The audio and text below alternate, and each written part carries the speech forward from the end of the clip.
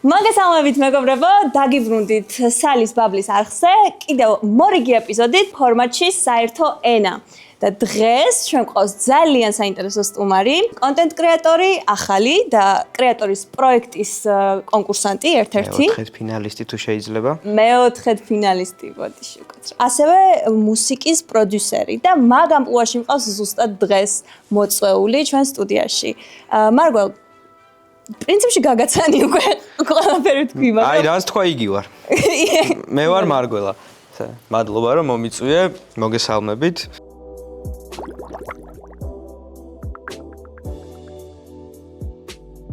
დღევანდელი ჩვენი თემა იქნება მუსიკა, მუსიკის ინდუსტრია. წინ გვაქვს 4 დებულება, რომელსაც რიგრიგობით ავიღებთ. ნუ ჟილკაობშენ და ვეცდებით რომ გამოვნახოთ საერთო ენა. მე როგორც მუსიკის მსმენელი და შენ როგორც მუსიკის შემქმნელი. შემქმნელი მართალი. მსმენელი, შემქმნელი. აუცილებლად გამოიწერეთ სალის არხი, მეგობრებო, ძალიან საინტერესო. ნუ კონკრეტულად ეს ფორმატი მე ძალიან მომწონს და უყურეთ, კაი რაღაცებს ისწავლით, გაიზიარებთ, რაღაცაში დაეთანხმებით, რაღაცაში არ დაეთანხმებით, თუმცა საბოლოო ჯამში ძალიან საინტერესოა. მადლობა, ძალიან დიდი. ნომერი პირველი. ამერიკული მუსიკის ინდუსტრიის მიბაძვა ქართულ რეალობაში არ მუშაობს. როგორც მსმენელი, ხო. გეტყვი იმას, რომ მე ცოტა მეუცნაურება ხოლმე, როცა ტიპიურ ამერიკულ ბითებზე, ტიპიურ ამერიკულ რაღაც არანჟირებაზე მესმის ქართული სიტყვები. წაამერიკულებენ ხოლმე ტექსტს, თუნდაც ინტონაციასაც ისე აკეთებენ, რომ რაღაც მოუხდეს, ხო, ქართულ ლექსიკას. ინდუსტრიის კუთხით კიდე, ნუ ინდუსტრიის შენება დავიწყოთ. როგორ? პირველ რიგში პროსტა YouTube-ზე არ უნდა დავაგდოთ ტრეკები, მაგალითად. ძალიან მარტივი ნაბიჯები აქვს მაგას. ანუ შენ მე მსმენელს როგორც მომექცევი არტისტი, იგივე ფიდბექს, იგივე უკავშირს მოგცემ მეც შენ როგორც არტისტს რა. შენ რომ მე მომცემ სიტყვაზე Spotify-ზე ტრეკს, რაღაცა სტრიმინგ პლატფორმებზე რა, სიტყვაზე რაღაცა კლიპზე იმუშავებ თუნდაც რაღაცნაირად მიხვალ იმ დონეზე რომ ამან ეს სერიოზულად უყურებს ამას და უბრალოდ ღამე სტუდიაში ჩაწერა და YouTube-ზე დამიგდო რაღაც ქავერით ეგ არ არის რა. ანუ მე რომ შენგან პატივისცემას ვიგზავნო რომ ნახე ეს ძალიან დაიხარჯა. მეც ანალოგიურად მომინდება რომ სიტყვაზე გინდას დაგილაიქო, გინდას Spotify-ზე მოგისმინო, მანქანაში მოგისმინო. შეიძლება შენი მუსიკა არ მომეწონოს, მაგრამ მუშაობ და აკეთებ რა. არ იყოს რაღაცა production-ი არ ყავდეს და ვერ გადაიღო ძალიან მაგარი კლიპი, მაგრამ გადაიღო, იმიტომ რომ იწვალო რაღაც შრომა-ჩადო და მე დაგაფასო როგორც მსმენელმა რა და რაღაც აი ერთი რო გააკეთებს მე სამწუხაროდ საქართველოში ყველაფერი ბოღმაზე ტრიალებს და ვიღაცა რო გააკეთებს მე ეტყვის რომ როგორ გააკეთა და ადგება და ესეც გააკეთებს რა. ხო ხტები ანუ ეგ თემა. ანუ აიტაცებენ ბუნებრივად. სამწუხაროდ ეგრე მუშაობს, მაგრამ იმის რო გააკეთებს, ეს რო გააკეთებს, ის რო გააკეთებს, აიტაცებს რა და ამასობაში კონკურენციაც შეიქმნება, ლაივიც იქნება, ვიღაცა სპონსორიც ეყოლება, ვიღაცა ადგება და ბოლო-ბოლო მერჩს გააკეთებს, ხო ხტები ანუ ყველას უნდა რომ დამოუკიდებელი არტისტი იყოს და აკეთოს ყველაფერი თავის გემოზე, ანუ რას ნიშნავს იმას, რომ პოხუიზმზე იყოს, რომ როცა მონდება დადოს მუსიკა და ეგრე ვერ გექნება ინდუსტრია, ეგრე გექნება პროსტა ჰობი. ქართული რეალობა არის ის, რომ პირატული საიტებიდან ვიწერთ და YouTube დაუნლოუდერებით ვიწერთ ტრეკებს მაგალითად. ახლა Spotify ამ ბოლო წლებში შემოვიდა კიდე, ხო, საქართველოში. მანამდეც მქონდა და მგონია რომ ეგრე აღარ გვიჭირს მაგ კულტურაში რა. ხო, მაგრამ დღემდე არ ესმის მსმენელს, რატომ უნდა გადაიხადოს ფული მუსიკაში. კი, ეგ ძალიან რთულია. ეგ უნდა არ ვიცი როგორ გითხრა. ზუსტად იგივეს დაუბრუნდები. შენ თუ მე პროსტა YouTube-ზე დამიგდე ტრეკი და დამიკიდე მსმენელი. არ მოვალ შენ ლაივზე. რაღაცნაირად უნდა ამაღლდეს ცნობიერება მოკლედ რა და უშუალოდ მუსიკალურად მიბაძვასაც შეეხება. ხე გულისხმობ შენი გადმოსახედით რა, ანუ ბევრი წელი გაკატრებული როგორც ვიცი საზღვარ გარეთ. ძალიან უცნაურია ქართულის ენის მოსმენა ეგეთ. ხო, ეგ მინდა მოусმენ ამერიკელს, ხვდები? ხო და უყურე აქ ანუ ჟანრობრივად უნდა მოხდეს ინტეგრირება ქართული ენის და არა სტილისტიკურად რა. მაგრამ მამბლინგი შეგიძლია რომ ქართულად ქნა. ანუ იდეაში მამბლინგია ეგ, მაგრამ ანუ გულისხმობ ანუ ასობგერები არ უნდა გამოთქვა ისე, ინტონაციები არ უნდა ქონდეს სიტყვა, იმიტომ რომ ქართულს აღარ გავს მე. ალბათ მე მგონი სწორად მივხვდი რა სულ. კი, რომ ჩამოვედი, მაშინ იყო 20-ში ჩამოვედი რა საქართველოში და მაშინ იყო ძალიან ჰაიპში კაიაკატა. და ვუსმენ სხვათა შორის კაი ხანი. და მე რაღაც მხრივ თითქოს აღარ იყო მოდაში თუ რავი, კაიაკატა უკვე basic არის. შენ თუ უსმენ კაიაკატას უკვე basic არის. ეგ არის კიდე გადაობა რომ independent-ი და underground-ი როცა არის, ყველას ესა და მე რა მომენტში ცოტა გაპოპულარდება და ცოტა mainstream-ში გადავა, მე მაგას უსმენ ხო რა იყო სხვა არიცი? ძალიან ბევრი კომენტარი მინახავს ქართველების ძალიან ბევრი მაგარი ვეში შემხვედრია YouTube-ზე, რომ აი ძალიან გადაკარგული არტისტია ვიღაცა და უმაგრესი ვეშია და ვიღაც ტიპი წერს აუ ეს არ გაბაზრდეს რა. ბიჭო, რატო არ უნდა გაბაზრდეს? ანუ ტიპმა რაღაცა თავტრაკი აიხია რომ მაგარი ვეში მოგასმენინოს და შენ არ გინდა რომ შენი საყვარელი არტისტი გაიცნოს ხალხმა. კომენტარებში წერია რომ აი ამ მუსიკამ ყველაზე რთული დღეები გადამატანინა, მაგრამ მაინც არ გინდა რომ ბევრმა იცოდეს. რატო არ უნდა იცოდეს ბევრმა, ხო? ანუ შენ თუ სულიერად ესე გეხმარება ეს ადამიანი არტისტი და შენთან ესე გულთან ახლოს მოდის, რატო არ უნდა ქონდეს იმის სული რომ ეს ბევრმა ხალხმა გაიცნოს? ანუ თუ არტისტი გახდება ცნობილი და გაპაფსავდება, ავტომატურად უდრის იმას, რომ ეს არტისტი ცუდია. როცა არადა თავის მიზნებს მიაღწია და უბრალოდ, ხო რა? უნდა გიხაროდეს. ხო, უნდა გიხაროდეს, კი, ანუ მართლა უნდა გიხაროდეს, მაგრამ ეგეც მე ვიღაცა newcomers გული დაწყდება მაგის გამო, ანუ ბიჭო, მე აქ წვალობ ხოლაზე ხარ, რაღაცა შრომობ და შენ პროსტა შენ რო ხურუშიანი ხარ მაგის გამო, გინდა რომ ვიღაც არ იცოდეს, ანუ ძმაკაც არ მოასმენინებს მაგის გამო, ეგეთი ტიპი ტრეკს დაწნებული ვარ რა. ანუ თუ მოასმენინებს, არ გავაბაზრო შიჩი, რაღაცა ეგ, ანუ ხო, აი რატო, რა შუაში, ანუ რახან გაბაზრდა, ანუ ხარისხი დაუვარდა, აღარ ვარგა. ეგ თემაა რა, ანუ ქართული სიმღერა მხოლოდ ქართულ სუფრასთან ასოცირდება.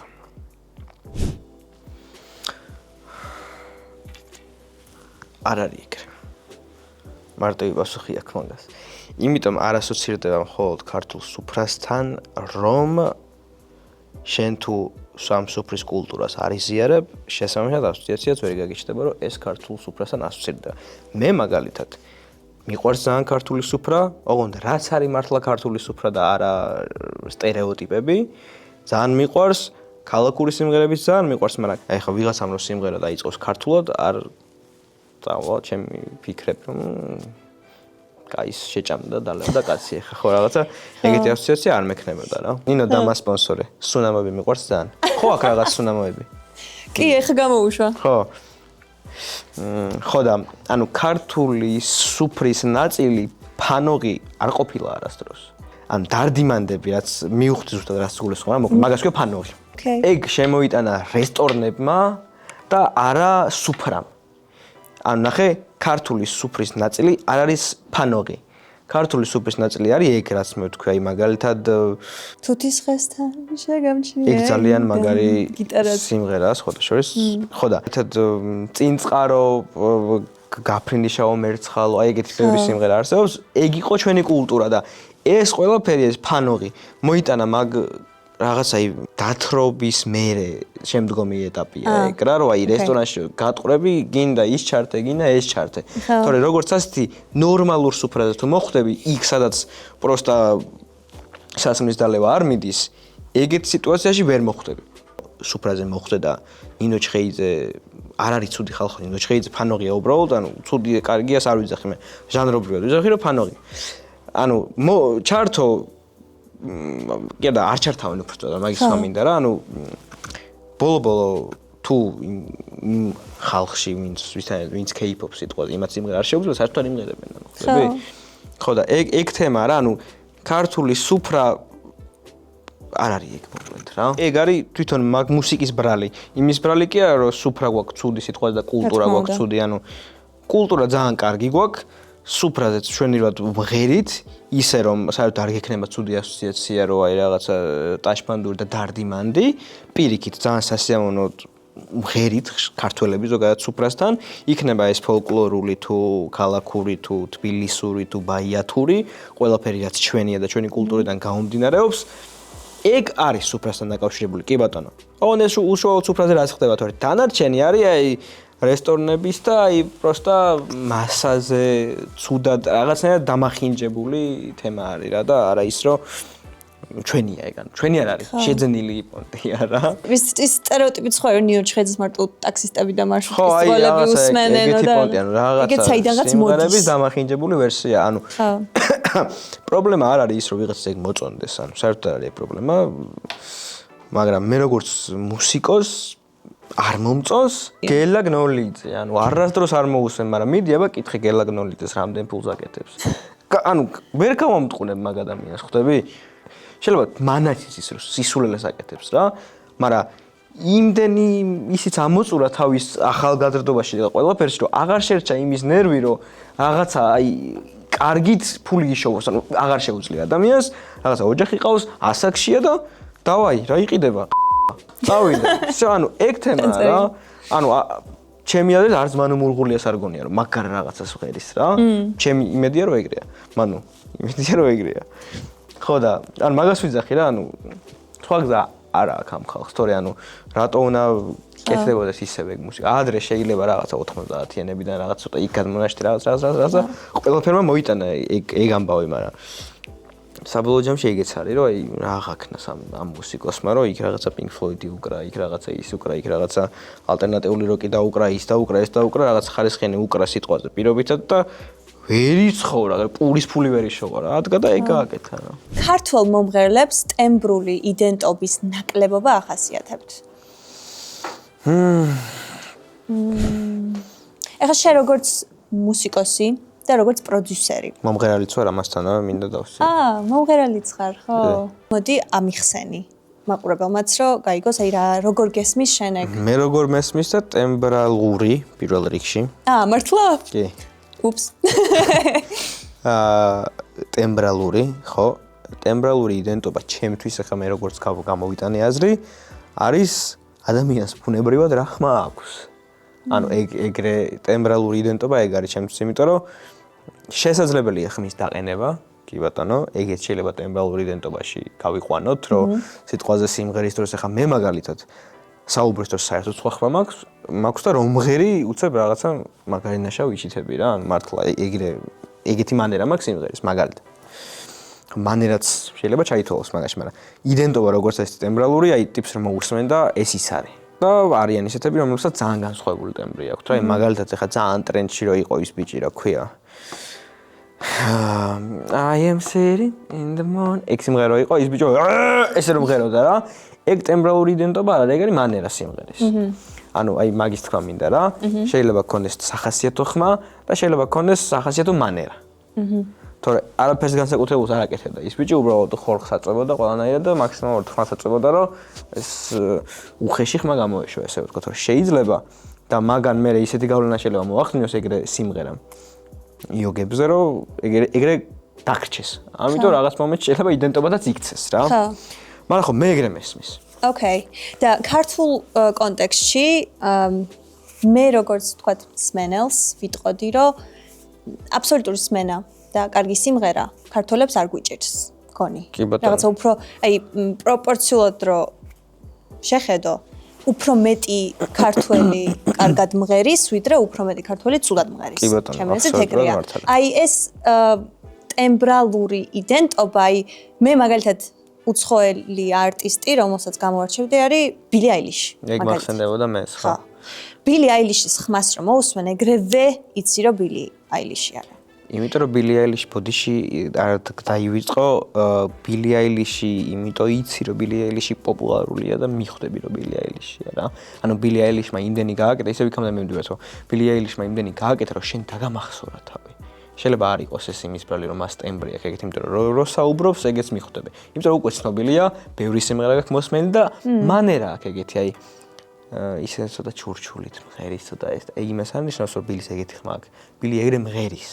მოიცა არა დაყენებულია ეგეთი ხმა? არა, ანუ დაყენებულში ის კი არის გულისხმობა რომ ამან იმუშავა რომ ეგეთი ხმა ქონდა. არა, უბრალოდ სიმღერის დროს, ანუ ხო შეიძლება იმღერო ფალცეტში სიტყვაზე, შეიძლება იმღერო და ბილის აქვს ეგეთი ჩურჩულნარევი ფალცეტი, რომელიც შენ გამახსოვრდება და საბოლოო ჯამში ეგ მაინც მანერაზე მიდიხარ. უბრალოდ ეს არის კრეატიულად სწორი გადაწყვეტილება, რომ შენზე იმოქმედოს საბოლოო ჯამში მაინც ყიდის თავის თავს ეგრე. ხო. მაგრამ მუსიკალურად ხო, ანუ ეგრე გადაწყვიტა, რომ რაღაც კონკრეტულ სიმღერას ეგრე მოუხდებოდა რა. პირველი იყო Ocean Eyes 14 წლის რო იყო, ეგ რაც გაბაზრდა ძალიან და ბავშვი იყო თან და დაგამახსოვრა, პლუს პოპულარული გახდა და ეგ თემაა, თორე შეიძლება ვიღაც ადამიანი გაიცნო და სულ არ იმღეროს.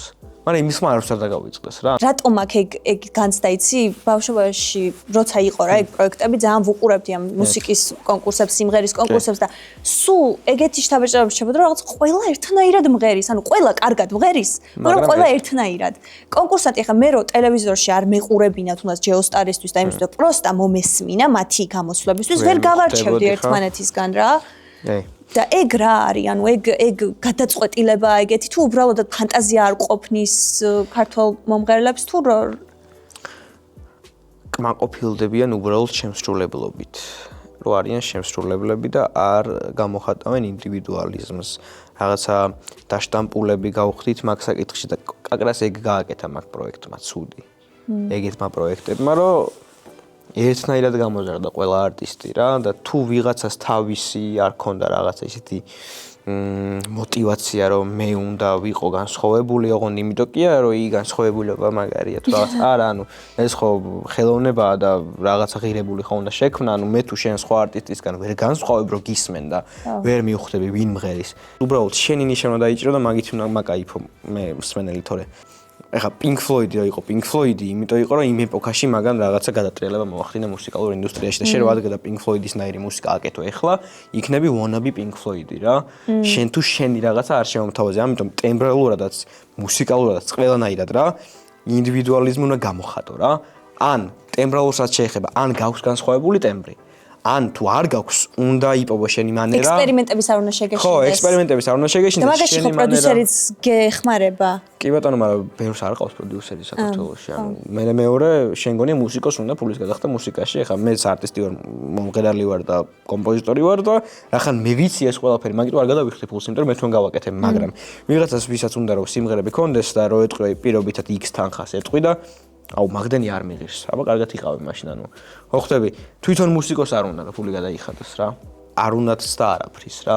არც ფინანსურად, არც ისე, ანუ ყველაფერი უნდათ რომ უცებ მოხდეს და ეგრე არ ხდება სამწუხაროდ. საქართველოში ეგრე არ ხდება არაფერი რა. ხელოვნებაში მით უმეტეს ძალიან ბევრი თუ არ იპახავე, ძალიან ბევრი თუ არ იპახავე, ეხა მე რაც შევაგროვე, გინა გამოცდილება, გინა ცოდნა, გინა ყველაფერი ერთიან და არაფერი არ მოვიდა სამწუხაროდ, გინა ფინანსების გამო, გინა იმის გამო. აპარატურას ნელ-ნელა შევაგროვე, ყველაფერი. ამიტომ აი მაგისტრის უნდა იყოს ადამიანი მზად რა და რისკებს არ უნდა შეუშინდეს, ექსპერიმენტები უნდა ატაროს, კოლაბორაციების ძალიან მნიშვნელოვანია, ვიღაცას შეიძლება რაღაცა ისწავლო, იმან შენგან რაღაც ისწავლოს და რაღაცნაირი კომუნიტიც არ გვაქვს ნორმალური რა. თვითონ მუსიკოსებიც არა. ჯერსაც 20 კაცი ვართ სულ, ყველას იცნობს, მაგრამ საბოლოო ჯამში კომუნიტი არ იკურება. ჩემი ჯერია, ხო? მეგონი ყველაფერში ვეთახავით, დებილობა ხო არ გამოდის, რამეს ვიტყვი. არა. აქ თავარია რომ ერთმანეთთან, ანუ ცოდნა გავცვალოთ და ხედვა, იმიტომ რომ მე ბევრ რამეს შენაირად ვერ დავინახავ, იმიტომ რომ თუნდაც ტემბრალური რო იყო და ტემბრული რო დავწერე, მაგაში. ეგ აბსოლუტურად მექანიკური შეცდომაა, ხალხო მე და კიდე ერთ რამს ეს თუ შეგიძლია რომ ჩამისვა რა. თუ ვინმეს გინახავთ ჩემი გადაცემა კრეატორში და ჩემი გამოსვლა, არ ვარ მე ცუდი ტიპი, არ ვარ ნაგლი, არა ვარ ნაგავი, უბრალოდ რაღაც დოზით თავდაჯერებულობა მქონდა და კამერის წინ და გადაცემები რომ დაიჭრა, ეგრე გამოვიდა თორე. ძალიან საყვარელი ტიპი ვარ, თავისქებას არ დავიწყე, უბრალოდ არ მინდა ვინმეს ვეგონო. არ ვარ. კაი ტიპი ვარ, რაღაცებს კიდე უფრო კარგად. მეც ვადასტურებ, რომ ნამდვილად კარგი ტიპია, როგორც კი მივწერა ეგრევე, მიპასუხა და მოვიდა და პატივი მცა და ამხელა ცოდნა გაქვს, ამხელა გამოცდილება გაქვს და რაც გინდა ისაკეთე ძმაო. რამდენი წლის ვარ იცი? 24? 25. მეტი? 20-ის. რას ამბობ? ნუ, აი ესე აგრდული ჩემზე ასეთი პატარა ასაკში და ამდენი რამე გაქვს გაკეთებული საღო. მაგარი. 12 წლიდან მუშაობ მაგ სფეროში და მაგიტო. ანუ აი მაგას პახაობაში მაგას გულისხმობდი, რომ აი სკოლაში არ მივლია. იმაგ პერიოდიდან უკვე რომ როგორც კი დავიწყე, აღმოაჩინე რომ მუსიკის წერა კომპიუტერში შეიძლებოდა მაგას მიუძღვენი თავი, რომ აი YouTube-ით ვისწავლე ყველაფერი ვაფშე რა. მე უკვე მუშაობა დავიწყე და აი პრაქტიკიდან გამომდინარე ძალიან დიდი გამოსვლა მივიღე. ვიმუშავე რეკლამებზე, ვიმუშავე ფილმებზე, არტისტებისთვისაც ვწერდი მუსიკას და საბოლოო ჯამში შევდექი პროფესიონალად ესე რომ ვთქვათ რა და მაქვს იმის უფლება ამ გამოცდილების ფონზე რომ ჩემ თავს პროფესიონალად დაუძახო რა. იმის ნაცვლად რომ სიტყვაზე რაღაც სხვა მეკეთებინა, გადავწყვიტე მაქსიმალურად ვეცადე რომ ის რაც მიყვარდა ეგ მეკცია ჩემ საქმეს და გამომივიდა და ამიტომ ყველას ჩემი აზრით ყველას გამოუვა ეგეთი რაღაც რა თუ შენ რაღაც გიყვარს მიყევით. უნდა მიყვე აუცილებლად შეიძლება არ გამოგდიოდეს კარგად თავიდან მაგრამ თავიდან არავის არაფერი არ გამოდის ანუ შეიძლება ნიჭი ქონდეს შეიძლება არ ქონდეს მაგრამ ძალიან ბევრი ნიჭიერი ადამიანები ვიცი რომელსაც არაფერში არ ვარგია იმიტომ რომ შრომის უნარიანი არ არის და ძალიან ბევრი შრომის უნარიანი ადამიანი ვიცი რომელსაც ნიჭი არასდროს არ ქონია მაგრამ გამოიმუშავა ეს და ბევრ ნიჭიერზე მაგარია ასე რომ რავი თუ მე 20 წლის ასაკში ამ რაღაც მოვახერხე არაფერი არასდროს არ არის გვიანი და არც ადრე რა ჩემი და პახაობა არ ტეხავს. პახაობა არ ტეხავს ხო იპახავით კაია ჩემი ხო ჩემი ჯერი იყო კი. საბჭოთა კავშირმა ქართული მუსიკის ინდუსტრიის ჩამორჩენა გამოიწვია. რა ლამაზად არის ეს შეიძლება რა ეს აი როგორი ულამაზი შენ დაწერილია? ხო. ძალიან მაგარი კალიგრაფია აქვს სალის.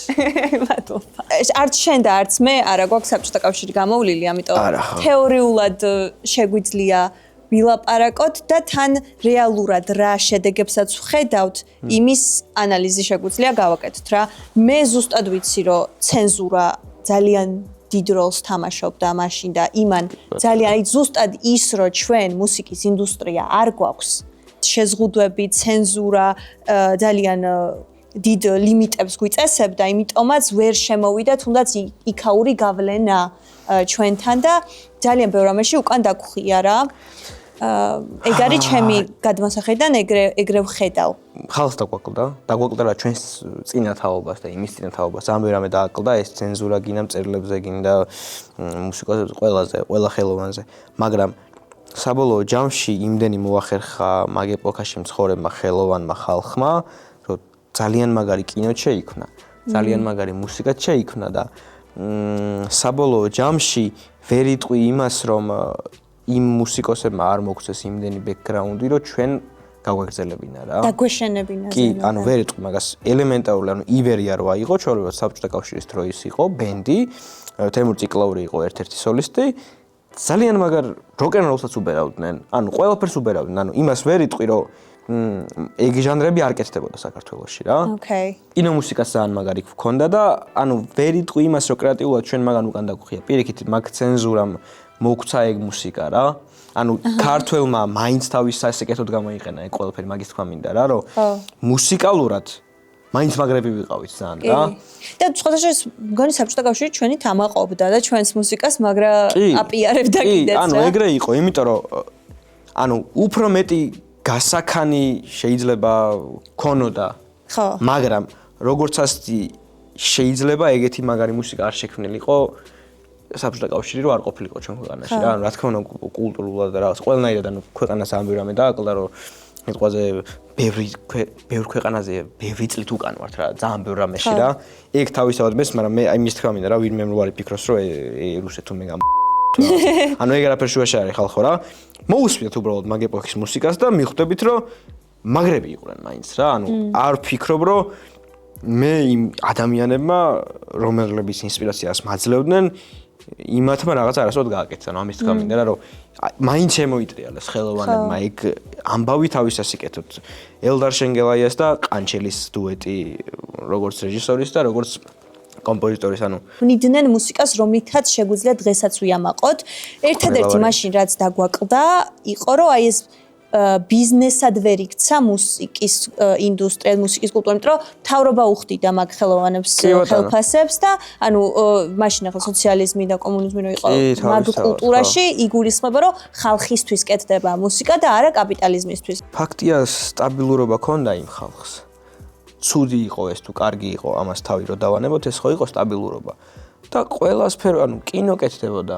ანუ მაგდენი კინო დღესაც არ კეთდება, ხვდები? ანუ ვერ დააბრალებ მაინც და მაინც საბჭოთა კავშირის ყველაფერს რა რომ საბჭოთა კავშირი კაი გავიდა საბჭოთა ეხლა რა ხდება ანუ რა დასაკეთებ ანუ თლად იმის ბრალი არ ყოფილა ესე იგი რა კი ცუდი იყო კი ბატონო მე არ ვიცხოვრია და ბევრ ამას ვერ ვიტყვი თუმცა ეხლა ისტორია ყველა მიბიჭდა ასე შემდეგ მაგრამ ფაქტია რომ მოусმინო იმ დროინდელ მუსიკას რომ უყურო იმ დროინდელ კინოს ის რესურსი რაც გქონდა ანუ აი ყველაფერს ძალიან მაგრად აკეთებდა უპრეცედენტო ხარისხის ფილმები და მუსიკა იქმნებოდა მაგარი კეთდებოდა ყველაფერი რა.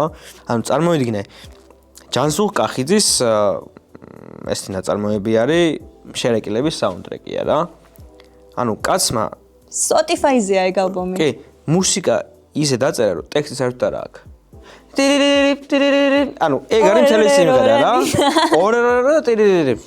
ანუ როგორ უნდა თქვა მაგაზე რომ ან რესურსი არ იყო, ან რაღაცა არ შეიქმნა ღირებული, ანუ ადგა და კაცმა დაწერა ანუ და უმაგრესია.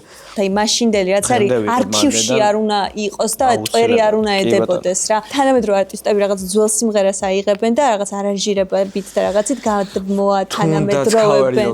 ხო, ოღონდ ხა არის ის ზოგი ისეთ cover-ს აკეთებს, რომ არ გააკეთო, ანუ რაღაცა იმეც სათუთი თემა არის ქართველი ერის ყველასთვის ეხა რა, ანუ რაღაცა რომ უკვე კლასიკად წოდებული ხდება და რაღაცა ლეგენდარული ნაწარმოები ხდება, ძალიან ფაქიზეა და ძალიან ისე უნდა მიუდგე მაგას, რომ ან ძალიან კაი გამოგივიდა, თუ ძალიან კაი არ გამოგივა, იმას კი არ გეტყვის ვინმე რომ არაუშავს, ყველა იმას გეტყვის რომ რატო გააფუჭე.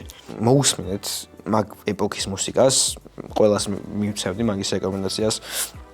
ანუ რავი, ყანჩელი, პეტრე ბაგრატიონ გრუზინსკისაც ძალიან ბევრი კაი ნაწარმოები ჰქონდა, აქვს უბრალოდ ცაბაძე, გოგი ცაბაძე, იკაბიძესთან კოლაბორაცია ჰქონდა ძალიან ბევრი სხვათა შორის და ძალიან კაი იყო. ივერია თავისთავად, ანუ მოკლედ მაგ ეპოქის მუსიკოსებს ჯერ მეინსტრიმში ვინც იყო, ეხლა მე რაც ჩამოთვალე, მაგას მოусმინეთ და შესაბამისად იმაზეც გადახვალთ რა. მუსიკის მსმენელი და მუსიკის შემქმნელი ორივე გვაერთიანებს ის, რომ გვაქვს მუსიკის სიყვარული. თავისთავად, არა?